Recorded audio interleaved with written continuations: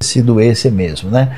Agora, as caravanas, elas iam e voltavam, então não é nada difícil. Primeiro que o pessoal sai com a mala cheia do Egito, né? Segundo que não quer dizer que aqui não tem absolutamente nada. Eles têm como alcançar algum tipo de alimento também. Terceiro, se a gente pensar que o número pode ser diferente do que a tradição tem entendido, isso facilita as coisas. E quarto, a partir das caravanas que estão indo e vindo, eles podem adquirir alimento.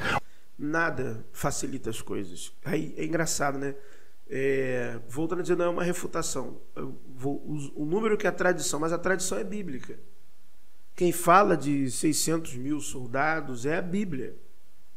E aí você vai colocar, vai somar mulheres, crianças, idosos, né, dos dois gêneros. Então não é a tradição, é a Bíblia. Ou seja, então a Bíblia estaria, como já ouvi aqui, né, outras pessoas falam, não, mas são números que estão exagerados, são hipérboles, são complicado isso, né? Então era o quê? 200 pessoas? Eu sei de um êxodo que existiu, foi o êxodo de Amarna, na época de Akenaton. Amarna foi encerrada suas atividades por outro faraó. A dinastia Amarna foi quase obliterada, ou melhor, os faraós tentaram obliterar a dinastia Amarna, porque Akenaton quase quebrou o Império Egípcio. Amarna era uma cidade cara, era uma cidade de muito luxo, muito ouro, muitos recursos, e ela foi esvaziada. E nós temos parte da história desse esvaziamento de parte de populações que retornaram para Canaã. Se a gente pode falar de um êxodo que é possível, é o êxodo de Amarna. É esse êxodo. E tem muitas semelhanças, né, entre o Atom e o Javé. Aliás, Javé é um Frankenstein, né? Já mostrei isso aqui largamente. E talvez faça lives com os vídeos que eu já fiz, eu faça lives agora, talvez.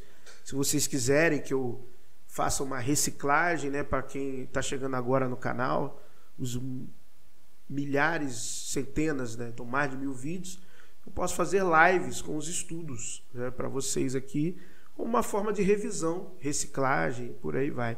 E a gente também vai tratando de assuntos novos. O texto não tem esse foco, por isso ele não gasta tempo tentando explicar esse tipo de coisa. E o que deve ter acontecido nesse tempo? Então, nesse tempo, você tem... Você tem uma construção também de um povo, eles mudam alguma coisa?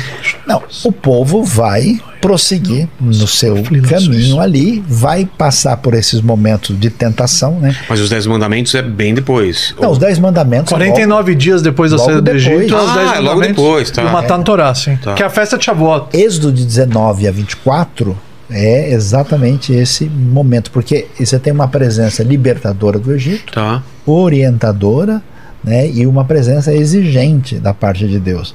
Então, de fato, eles recebem isso logo. Inclusive, essa entrega da lei, da Torá, quando você lê o Novo Testamento, você vai ver a festa de Pentecoste. O que é Pentecoste? É a festa da chegada da lei. É a festa da colheita. É a festa de Shavuot. E é interessante, né? Qual que é o foco dessa festa? A entrega da lei. Quando você lê no Novo Testamento, você não vai conseguir ler o Novo Testamento se não entender essa base. Lembrando que a festa da colheita, ela é uma festa pagã, ela já existia muito antes da tradição judaica. Ela só ganha um outro nome na tradição judaica. Mas essa festa já existia. Ela é atestada, assim como a Páscoa também. A Páscoa existia em outros povos, assim também como a festa do Purim. Também eu fiz uma live aqui sobre essa tradição, e que também já existia. Ou seja, diversos costumes que, na verdade, faziam parte daquele mundo do Antigo Oriente Próximo foram absorvidos e ressignificados, alguns deles, na tradição israelita. Mas já existiam já. Festival de Ano Novo, várias festas já existiam. A Bíblia, a tradição da literatura bíblica vai só ressignificando, reciclando, adaptando e por aí vai, tá bom? Então é importante dizer isso. Já existia. Pentecostes já existia. A Páscoa já existia.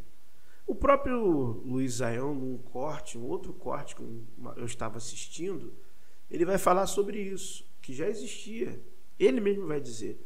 Só que ele vai dizer que os hebreus, eles têm uma maneira peculiar e de forma inspirada. Eu estou interpretando o que ele está dizendo, como se fosse de alguma forma divina de se celebrar, com uma ordenança de Deus, o que diferiria dos povos pagãos. Aí acredita quem quer, né? No momento, quando o povo recebe o Espírito, a ideia é de que você vai atender à vontade de Deus da lei a partir do Espírito que está no seu coração, a partir daquilo que Deus faz na sua vida em Cristo. Então, na verdade, por trás do Pentecoste tem a razão de ser da orientação divina, que é a lei devidamente encaminhada. Então está tudo interligado. Shavuot, porque Shavuot é semanas. São 7 semanas que nós contamos até a outorga da Torá, até a entrega dos 10 mandamentos. E o nome não é festa da Torá, é festa das semanas. Sim, das semanas. Por quê? Porque as semanas que antecederam a outorga são vitais para que a entrega fosse bem sucedida. A preparação é vital. Se você vai para uma entrevista de emprego sem se preparar, se você vai para uma palestra sem se preparar, qualquer coisa que você fizer na sua vida sem se preparar, você não vai ter êxito. Então Deus eternizou a festa como semanas. As semanas de preparação transformaram essa festa numa festa maravilhosa. E se preparem. É a festa mais exponencial, podemos dizer assim, do contexto. O ano novo da espiritualidade. Por que essa representação de as tábuas dos mandamentos? Por que foi assim, você pensa? Então, e não simplesmente ele passando oralmente para... Então, é que tá. Porque os 2 primeiros... O mundo antigo... Sim. Lembrei de algo aqui agora, né? No mito de Ran, né, o sacerdote celta, é exatamente isso, né? A festa da colheita, ela marca essa questão espiritual. É muito interessante isso também. Achei curioso o Rabino falar isso e lembrei aqui do mito de Ran. Então você vê que tem um cunho esotérico, né, nessas tradições. O mundo antigo é o mundo em que aquilo que é referência é transitório. Então, quando você fala de palavras que vêm da parte de Deus e conforme o registro escritas pelo dedo de Deus, Sim. Quer dizer que você tem palavras permanentes. Não tem jeito. O mundo antigo que tinha de você escrever, além de paredes e coisas do tipo, são papiros. Depois Entendi. vão ser trocados por pergaminhos. Então essas palavras são tão permanentes que elas terão que ser escritas. Veja o profeta Abacuque. Quando ele tem a visão, o que é dito para ele? Escreva isso, né, de tal forma que possa ler quem passa correndo. O outdoor já é antigo, né? Então, o que quer dizer? Que essa visão é tão importante como aquela palavra que é registrada e não pode ser esquecida. Isso é tão significativo que quando Jesus vai falar de bem-aventuranças, ele está fazendo isso por quê? Porque existe algo que é permanente da parte de Deus, que são os 10 mandamentos. Então ele vai falar em algo que é paralelo a isso, num aprofundamento na nossa relação com Deus. Então o escrever é fundamental, porque isso não é uma palavra que pode ir ao ar e deixar para lá, é uma coisa permanente. Mas é legal enfatizar que também boa parte da Torá foi proibida de ser escrita por um bom tempo. Por quê? Para que isso fosse transmitido de pai para filho, de mestre para aluno. E se você não pode escrever, você tem que decorar. E se você tem que decorar, você tem que repetir várias vezes. Então isso manteve a chama acesa da literatura e do ensino dentro das famílias e das casas de estudo. Até que Rabi Uda Nassi, ele percebeu que se não escrevessem a Torá oral, ela ia se perder. Mas aí ele pediu uma autorização e ele, com inspiração divina, escreveu o mínimo possível, que foi as Mishnayot. Isso que a cristandade não entende muito bem. O mundo acadêmico entende isso, que no mundo antigo muita coisa era preservado por tradição oral. Como é que você abre o começo de Gênesis? Que por ordem divina, inclusive. Está escrito a criação do mundo. Moisés não assistiu a essa criação. Exato. Então essa história chegou a ele de alguma maneira.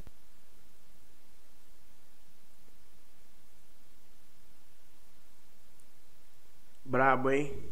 Brabo. Vamos lá. Maneira. Então a ideia, a tradição judaica, diferente da tradição cristã, ela vai ter essas tradições orais que começam aí nessa época romana a serem, vamos dizer, compiladas e escritas. Aí você tem essa Torá que é paralela da Torá escrita e que na tradição judaica tem tanta importância quanto. Claro. Isso que é difícil para a inclusive o código de leis judaico, o Shulchan Aruch, ele é extraído da onde? Da Torá oral que foi escrita, de acordo com as principais... Mesa pronta. Exatamente, de acordo com as principais opiniões, ou seja, de acordo com a maioria, foi definida a lei final. O Shulchan Aruch, que é a mesa pronta, mastigada, para a gente poder ler a legislação. Para a pessoa da cristandade, é mais ou menos como se a tradição judaica tivesse meio que duas Bíblias. Uma que tem a ver com essa Torá escrita e a Torá oral que foi compilada e tem uma das principais funções de interpretar o que acontece na outra, na Torá escrita. Que eu falei para um amigo, um colega, não posso chamar de amigo, judeu, uma vez, ele agora até é rabino, tem sinagoga. Eu falei, cara, eu enxergo que para vocês o Talmud, a opinião dos sábios, tem mais peso do que a própria Bíblia. Se dedicam às vezes mais ao Talmud do que a própria Bíblia. Para o público, para fora, quando eles estão falando para fora, a linguagem deles é bíblica. Quando eles estão falando para dentro da comunidade, quando eles estão no estudo, o que vale é a opinião dos sábios. É estudar o Talmud. Inclusive que é muito bom ler o Talmud para aprender dialética, porque são, na maioria das construções textuais, são perguntas e respostas, interações, resposta a resposta, comentário a comentário. Então isso é muito bom para exercitar a dialética, a capacidade de pensar a arte dos contrários ao mesmo tempo, né? Fazer a tese, pensar na tese, né? Fazer síntese, fazer antítese. Então é muito bom. Isso aí não tem o que falar. Tem esse valor intelectual a leitura do Talmud, né? Então eu acho muito interessante. Eu não leio o Talmud em hebraico, eu leio o Talmud em português. Tem um site com todo o Talmud ele inteiro traduzido.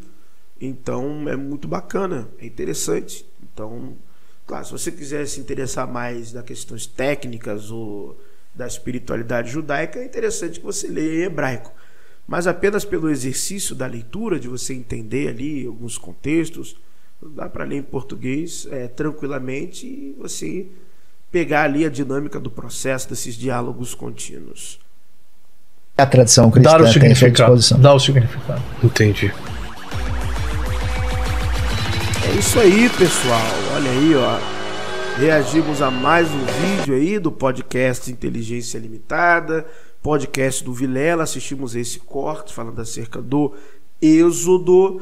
Se inscrevam lá, né? Pô, baita podcast, eu acompanho sempre que tem ali uma disponibilidade, eu assisto as entrevistas.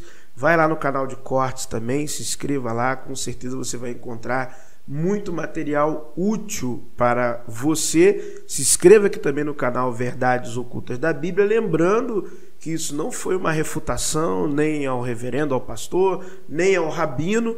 Eu apenas argumentei em campos, né, em um campo diferente, né?